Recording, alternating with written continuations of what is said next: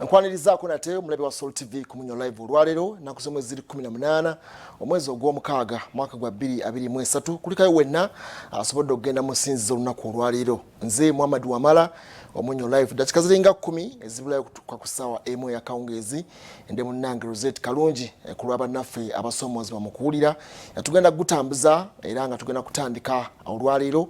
Omukulembeze w'eggwanga aweereza ekiwandiiko ekisaasira ab'enganda z'abantu abo 37 bamagamba 42 bamagamba 41 abaana abafiiridde ossomero wali olunaku lwajjo.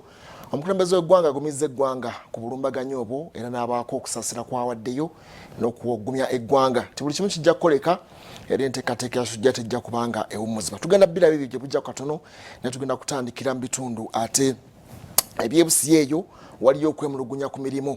Abantu abaweebwa emirimu n'okutuuka kati tebanafuna bbaluwa zibakakasa ku mirimu gyabwe beemulugunyizza eri minisita omubeezi ow'ensonga z'abakozi Mary Mugasa bwe yabadde alambula emirimu gikolebwa mu kitundu ekyo. Katubirabe emunaffe Sunday Charles yabaddeyo n'abikuŋŋaanya. President Museveni ebintu bimuleme byamulemanka biremere iwe owahanu Busia niwe biremere President Museveni kibikamulemaga. Aba ministry ey'abakozi ba gavumenti bategezeza aba Busia district nti abantu bebakozesa interview ku mirimu 11 si baakukakasibwa kuba byakolebwa mu bukyamu. They want to get salary from government. They demand quite a lot from government. But they don't commit themselves to work for government. They always claim for us we are permanent and pensionable. But now, supposing we put you on contract, what will happen? You have to deliver the 8 hours you are supposed to deliver. We are going to make you sign performance contracts. So, I want to warn people who are moonlighting. You get government salary, you don't work in a clinic, in a health center, and the patients are dying because you have your own clinic. But you are drawing salary from government. We are going to check everything and make sure the people of Uganda are served well.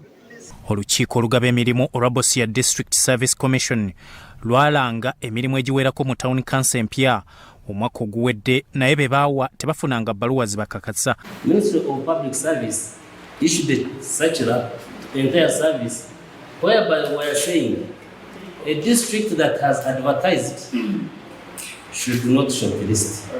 If shortlisted has been carried out, they should not interview. If they have interviewed, they should not read the minutes to CAO.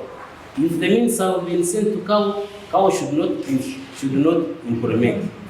So, yes? Who issued that? Permanent Secretaries of Public Service. Nasa Mukibi akulira abakozi Busia mu buvanjuba bw'eggwanga agamba embalirira ku misaala yasalikako bwe kuyimiriza entegeka eno. The principal officer should not be in the commission, have a different person. Council had decided that the principal officer should be taken back to the District Service Commission.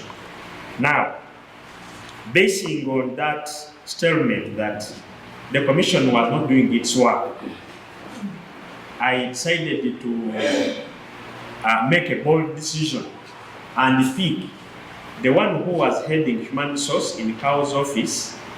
Stephen Mugeni wa CK Ssentebe wa Busia District ategezeza nga bazze bagezesa abakozi naye nga tebatandika kukola.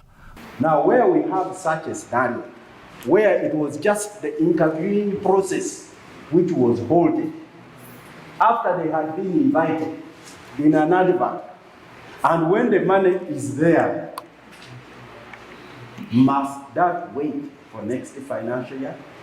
And yet we have the money, so that we shall again have to ask for the money again. Grace Mary Mugasa, Minister omubeezi ow'abakozi ba gavumenti, asisinkanya ab'olukiiko olugaba emirimu olwa disitulikiti eno n'abalambika ku birina okukolebwa mu kuyingiza abakozi ba gavumenti ku mutendera ogwa gavumenti ez'ebitundu. The moment I'm confirmed, I'm relaxed. Relaxed. This time around, you will not be relaxed. If you are not working, you will exit. Even service commissions, Chairman, sir, I doubt if in the next Kisanja you will choose another one. Ayongeddeko nti balina okuddamu okusaba babase ku lukalala lwa disitulikiti ezeetaaga abakozi kuba bakizudde nga bakozesa bubi obuyinza naddala abagaba emirimu ku disitulikiti. the politicians have misused their powers. Some of them, it's not in Busia, some of them, you have supported them politically, you have given them fuel when they were campaigning, either you are relatives. When you do head count, you will not find some of these people. So we want to warn people across the country, those who are misusing the resources of government. Because if we don't recruit competent human resource, we cannot deliver effective service. Omubaka John Mulimba owa Samiabugwe County North agamba abakulira district eziwerako basusse okwejerabya. That out of all that protracted struggle we have had, ping pong between local government, public service, finance, now finally we have the resources. Because the other time it was, we are not appointing on account of no resources. Now resources are available. So we are not appointing on account of procedures.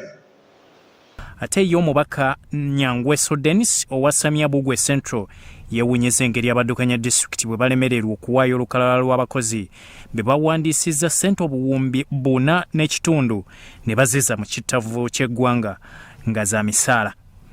In support of a person who is irregularly in possession of government documents.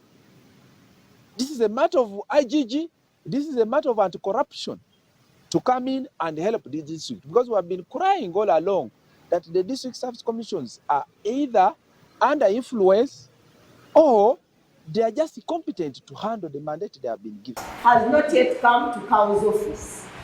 But as we speak, that minute actually has been picked by one of the staff and attached to a court issue for which I'm also being accused for not appointing this person for the position, and yet the Cow's office has not yet received that one in attention. Bya Sunday Charles, Salt TV, Omunyo.